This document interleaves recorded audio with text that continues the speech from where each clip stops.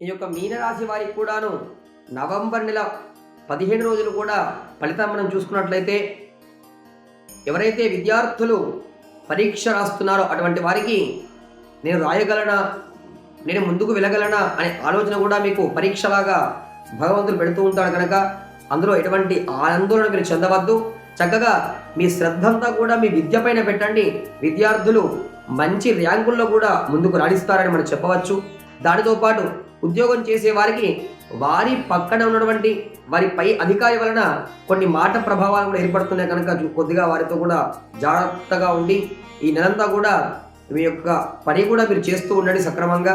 దానితో పాటు భార్యాభర్తల మధ్యలో కూడా చిన్నపాటి సమస్యలు కూడా కనిపిస్తున్నాయి కనుక వారి మధ్యలో కూడాను ఎటువంటి మార్పులు కూడా ఉండకుండా ఇద్దరు కూడా సఖ్యతగా ఉండాలని మనసులో మీనరాశి వారందరూ కూడాను దుర్గా అమ్మవారి స్తోత్రాన్ని కూడా వింటూ ఉండండి. లేదా మనకి దుర్గా అమ్మవారి స్తోత్రం అని మనం టీవీలో కొడితే వస్తూ ఉంటుంది. అందులో మంచి శ్లోకాలు కూడా వింటూ అమ్మవారికి నమస్కారం చేస్తూ ఈ విధంగా ఉంటూ ఉండండి. మీకంతా కూడా శుభం జరుగుతూ ఉంటుంది మీనరాశి వారికి.